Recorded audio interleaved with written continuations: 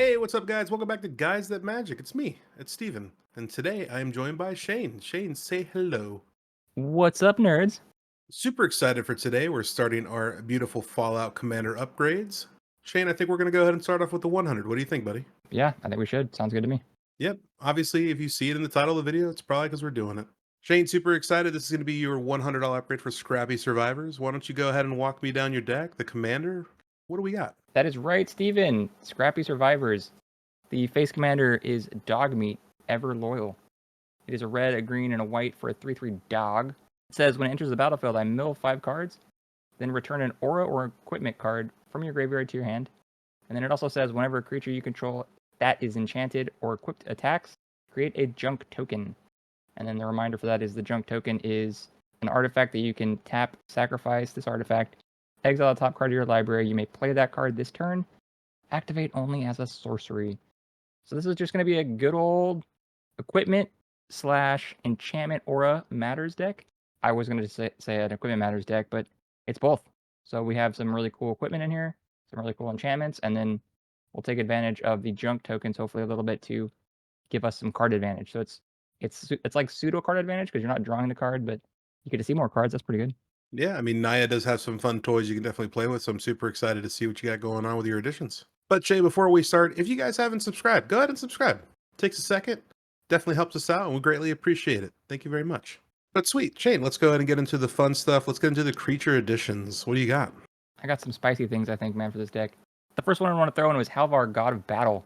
It is 2 and 2 white for a 4/4 God. It says creatures you control that are enchanted or equipped have double strike. It also says at the beginning of each combat, you may attach target aura or equipment attached to a creature you control to target creature you control. This is just insane for this deck, man.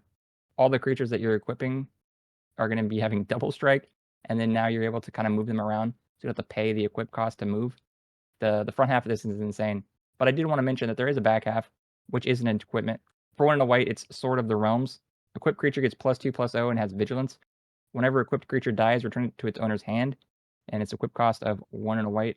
So both sides can be pretty useful, but I think that front half, man, can go insane in the deck. Oh, 100%. I think the crazy thing about this card is I love it so much, but to be the god creature text there, like, I mean, I really thought this would have like indestructible or something like that, but I definitely do enjoy this card quite a bit. Yeah, that's true. I mean, the back half has like a, I wouldn't call it indestructible, but at least you can get it back to your hand. But yeah, that front half, not indestructible, so be careful. I'm sure when this comes down into play, people will not like to see it. I mean, who doesn't want to get swung in with a whole bunch of creatures that have double strike? I don't know, maybe not you, we'll find out. But the next one I threw in was Kadama of the Westry. It's 2 and a green for a 3/3 spirit. It has reach, and it says modified creatures you control have trample. It also says whenever a modified creature you control deals combat damage to a player, search your library for a basic land card, put it onto the battlefield tapped, then shuffle. This guy's just great with any kind of modified creatures being something that's equipped, something that has an aura, which is what this deck is going to do. It's a little bit of ramp for you, so now you can go and get some basic lands, and then just giving all of your creatures that trample, kind of to push through some damage. This deck is going to win by combat damage, man, so we can't be blocked. I mean, just giving everything trample is insane, especially in a deck like this. This is a great include. The last card I wanted to throw in was Saram, Senior Edificer. It's 1 and a white for a 2/2 Dwarf Advisor. It says whenever you cast an aura, equipment, or vehicle spell, draw a card. Just fantastic for the deck. All of the spells that we're casting that are equipment and auras now going to cantrip for you, draw you a card. Steven, I do believe you, out of everyone, knows card draw wins games. Yep. Whether it's me or helping David draw cards, one of us is going to win. Love those includes, Shane. Let's move on to the. We got some artifacts, some equipments. What do we got going on? Yeah, well, the deck is an equipment deck, equipment aura, whatever, but let's first go over some of the equipment that I'm throwing in the deck. The first one that I'm throwing in is Bitterthorn Nissa's Animus. 3 mana for an equipment that's a living weapon. It says equipped creature gets +1/+1. And it also says whenever equipped creature attacks, you may search your library for a basic land card, put it onto the battlefield tapped, and then shuffle. Equip cost of 3. Just similar to kind of Kodama. When this thing attacks, you'll get to get some land. Even though this deck did have green, it just lacked a lot of the ramp package in green. So things like this are going to be really important just to kind of make sure you don't fall behind in lands. Yeah, and I love this card just because for 3 mana, you are getting the equipment on the field, and you also are getting a creature. Living Weapon is sneaky powerful. Another one I'm throwing in is Lizard Blades. It's 1 in a red for a 1/1 equipment lizard. It has double strike, and it says equipped creature has double strike, and it has a reconfigure cost of 2. So this is kind of like a living weapon where it is a creature, but then it also can be put on a creature. So this is super versatile. And then again, double strike in these style of decks is ridiculous. Yeah, this is another card that when it came out in Kamigawa, I was really excited just because reconfigure is pretty crazy to think about. You attach this to a creature, and when that creature dies, as long, I mean, it's falls right off and you comes right back to a 1/1 double strike, and you can just keep on playing around. Yeah, also just it's kind of weird too. Normally with equipment, you can't just unequip something. You have to have something to equip it to. But with reconfigure, you can just unequip it if you'd like. Another one I'm throwing in is Robe of Stars for 1 and a white. It's an equipment. It says equipped creature gets +0/+3, and it has an ability where you can pay 1 and a white. Equipped creature phases out. Equip cost of 1. This is just good for anything that's kind of a big threat on the board. If you're worried about it taking some heat, taking a removal spell, you have that just, you know what? Nope, I'm going to phase out. Don't touch me. This is probably in my top 3 of most hated cards. Eat the salt level for you because you just can't get rid of it. Well, it's not that. I mean, my friend has a Galia deck, which is based around, auras and enchantments and stuff like that, and equipment too. And he runs this, and it was so hard to try and kill his commander because he's like, "Oh, can't do it." Yeah, and that's what I'm hopefully going to do. And then lastly, for my equipment that I'm throwing in the deck, I'm putting in one of the swords. So I'm putting in Sword of Light and Shadow. It's 3 mana for an equipment. Equipped creature gets +2/+2 and has protection from white and from black. It also says when equipped creature deals combat damage to a player, you gain 3 life and you may return up to 1 target creature card from your graveyard to your hand. Equip cost of 2. This is a really, really good sword in my opinion because it has protection from 2 of the biggest colors in the format that are mainly going to center around removal. So you're going to have good protection from removal, and then life gain, always a plus. And when your creatures do die, you're going to need something to put all your equipment on. So this was going to help you, if a creature dies before, you can just go get that creature back, play it again, be super annoying. This is a fantastic sword in the deck. It's kind of funny because like we always talk about, oh, you want to swing with your huge commander, well, it's going to die to a path or it's going to die to a swords. Not anymore. Nah. So yeah, this is a really good sword for the deck, man. All right, well, I'm pretty scared already, but I'm assuming you added some enchantments, little auras here and there. Yeah, so we're doing both. I didn't want to just only focus on one for the upgrade because out of the box I did kind of have an even split, so I did want to throw some auras in there. The first of which is Ancestral Mask, 2 and a green for an enchantment aura. It says enchanted creature gets +2/+2 for each other enchantment on the battlefield. Straightforward.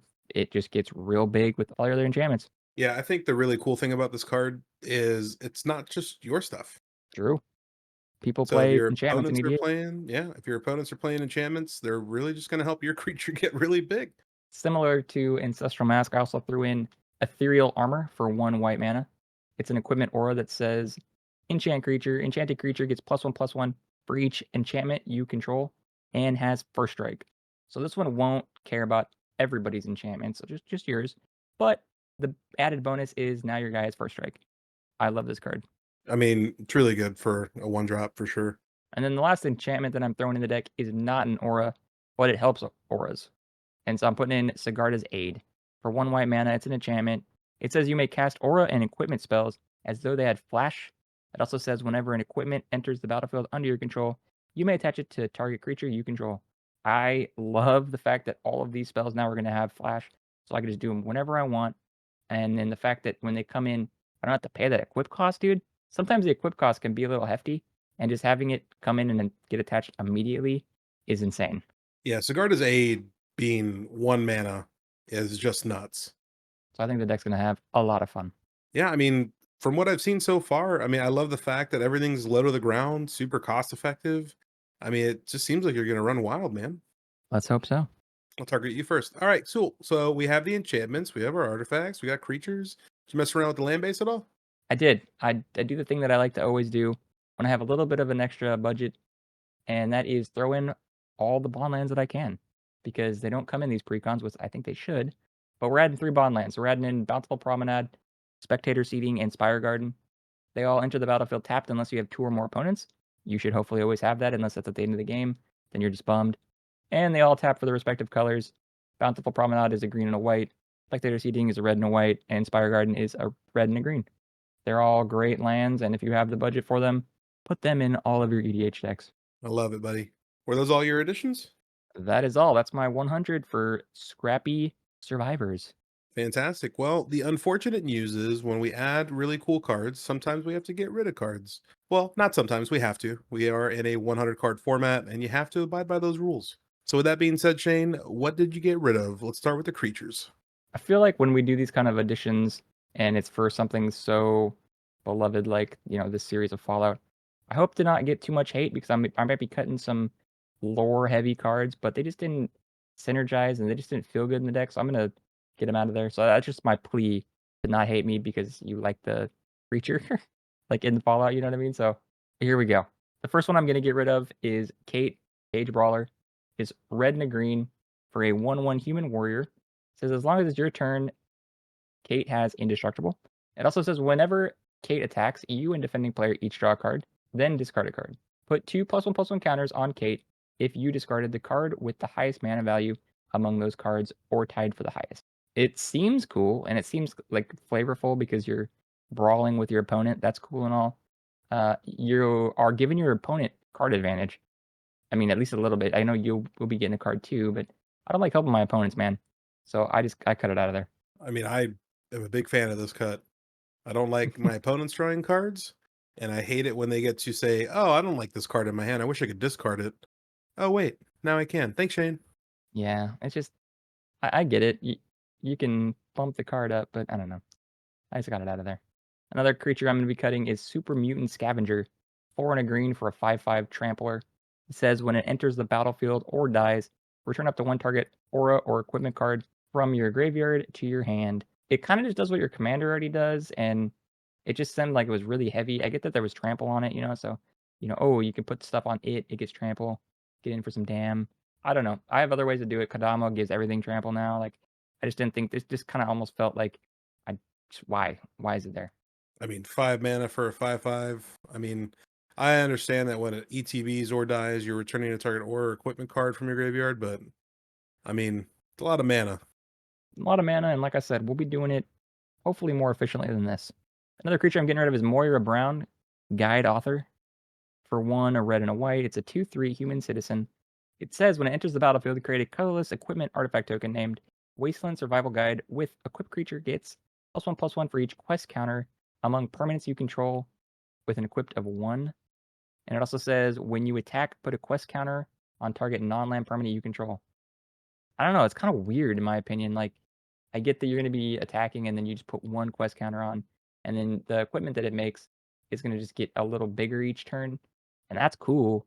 But what happens if they just like get rid of that equipment, and then you're just going to have this 2/3 that puts a quest counter on it, and then nothing happens? I kind of felt like it was. I'm sure it's flavorful, but I didn't like it. Yeah, I mean, I definitely understand getting rid of this. I think this would be a cool commander on its own with like a lot of blinking and ETBs. But for this kind of style deck and what you want to accomplish, I definitely understand the cut here. Yep.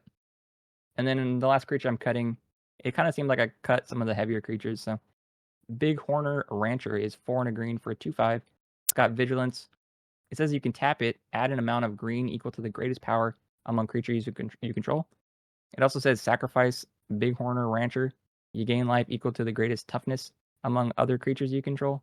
I get that it can tap for some mana. I don't foresee this deck going super, super tall, so I don't know how much you'll be tapping for that.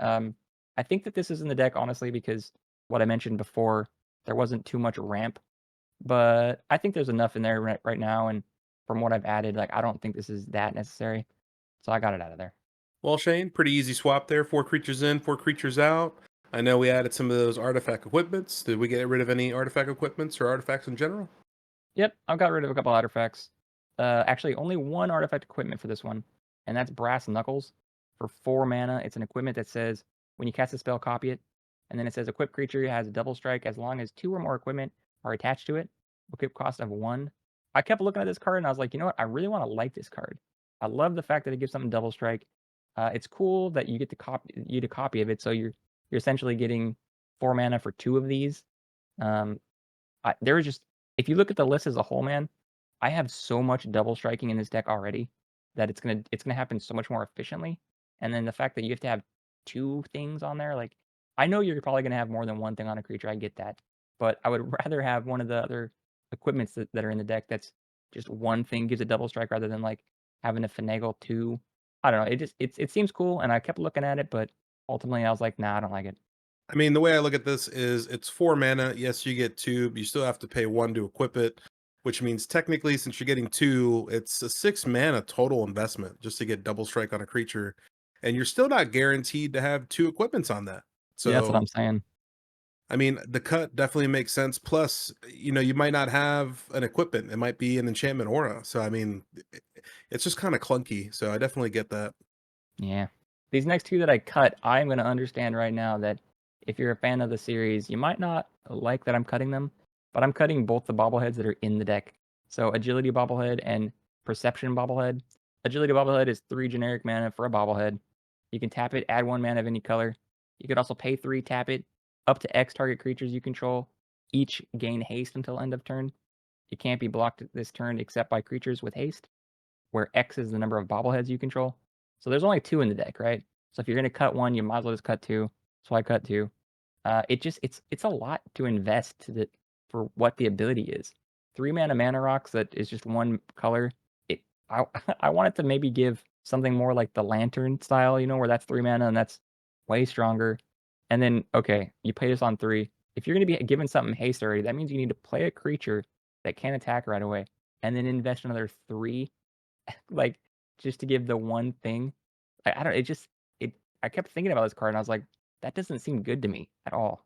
No, and David says it best a lot. 3 mana rocks are definitely not that good in Magic, in my opinion, unless it's Chromatic Lantern. Then it's great. Yeah, see, I love there's a couple that are special to me, but these ones, they're just not doing it for me, man. Same goes for Perception Bobblehead. It's a 3 mana bobblehead, same kind of ability. Tap it to add 1 mana of any color. But you can also pay 3, tap it, look at the top X card of your library, where X is the number of bobbleheads you control. You may cast a spell with mana value 3 or less from among them without paying its mana cost. Put the rest of the bottom of your library in a random order. This one I could see more of an argument for rather than the agility one. Free spells are, good, but there's the whiff potential, and 2 is the maximum you're going to be looking at here. So I don't know. It's just not good enough for me. And if there was more bobbleheads, maybe, but I'm not here for them. I'm sorry, guys. I mean, listen, if you want to have fun, you want to build like a meme bobblehead deck, I definitely get it. I'm here for the memes. Maybe not even memes. If you want it to be a strictly, if you're going for just the theme of only Fallout, then you know what? Don't listen to me and keep some stuff in like this that's flavorful. But I wanted to make the deck a little more cohesive and kind of just play better. So that's why I'm cutting some of these. All right, buddy. Well, I think that wraps up the artifacts. Let's go ahead and move on to some other things you got rid of. I'm cutting 1 instant, man. And the 1 instant I'm cutting is inventory management. Red and a white for an instant. It's got split second, so you can't interact with it. It says for each aura or equipment you control, you may attach it to creature you control. So it's one of those things where you're going to swing in with probably 2 things, and then whatever they either block or kill, you can just move it around whenever you want and still get damage through. I understand what it's doing. I just don't like that's not what I'm going to be doing here. Like I feel like this card is going to be dead in my hand for so many turns, and then sure it'll be situational for a 1 or 2. I just don't want to have a dead card in my hand, man, and that's what I feel like this is going to be. I'm also going to get rid of an Enchantment Saga, Vault 21, House Gambit. It's 1 and a red. Its first and second lore counter is discard a card, then draw a card. Its third lore counter is reveal up to 5 non-land cards from your hand. For each of those cards that has the same mana value as another card revealed this way, create a treasure token. This kind of seemed like a meme to me, honestly. I get that you're going to be discarding drawing. That part's good, but like, I hope they match. I don't know. You can't really control that. I guess the controlling would be you're discarding the cards and then you're drawing ones that hopefully will work. It kind of feels like you're playing Texas Hold'em or something, or like just any kind of card game where you're trying to, build your hand. That's cool. Cool lore. I just didn't like it. Yeah, it's kind of a funky card. I enjoy it, but I definitely understand the cut. I mean, I'm not a big fan of revealing my hand to my opponent. I definitely don't want them to know what's going on and what their next move could be, or what my next move could be, I should say. Uh, technically, max 5 treasures if you're got the Magic Christmas land hand that we always talk about. But yeah, I mean, I definitely get the cut here. And then the last enchantment that I wanted to cut here is Squirrel Nest for 1 and 2 green. It's an equipment aura. Enchant land. It says enchant land has tap, create a 1/1 green squirrel creature token. It seemed pretty cool, honestly. I kept thinking about this and I'm like, all right, this will be a thing where I can just tap it, create a 1/1, maybe put some stuff on it.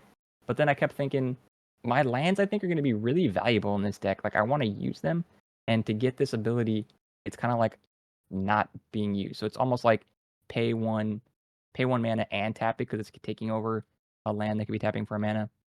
So I mean, ultimately, I'm just gonna hope that the creatures in the deck are gonna be good enough, and that I don't need these little 1/1 squirrels. I mean, yeah, what are you playing? Chatterfang?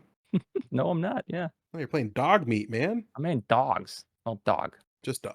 Well, that looks like it's going to wrap up all the spells. So we did add 3 lands. Did you get rid of any lands?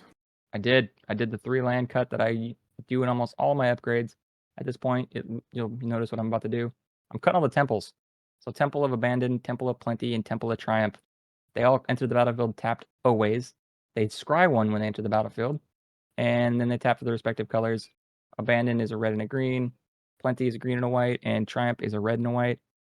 They're just slow in my opinion, and I mean, I get it. If you want to scry, you'll probably put them in there, but I want lands that come in untapped, man, because I want to play Magic immediately. So I put the bond lands in every time for these.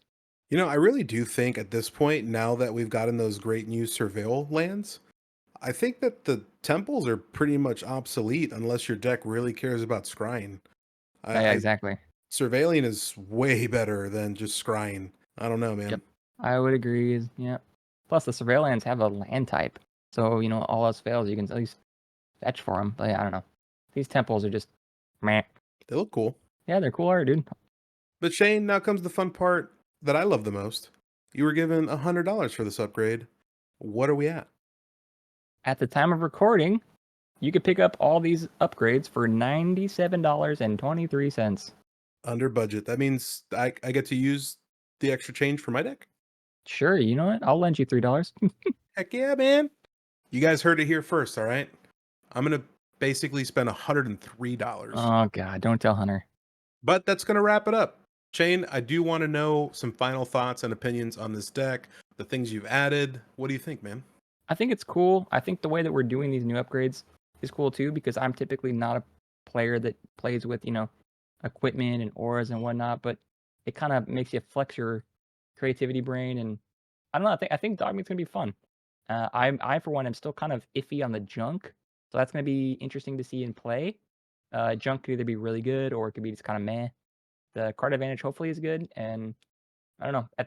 At the end of the day, Steven, I hope that my equipment and my artifacts and my auras and all this goodness just tramples over you and I win, dude.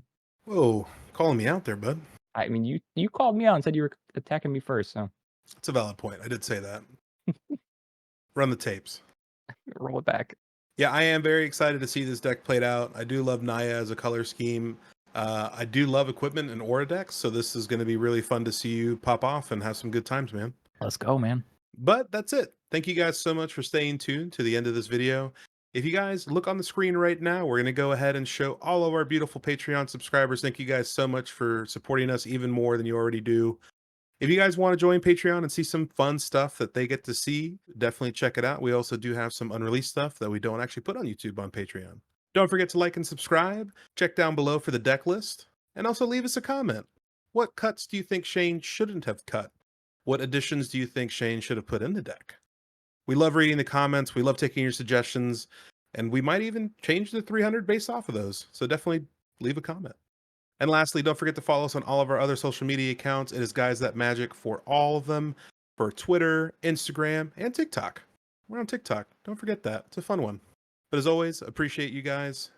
Have a great one. Bye-bye.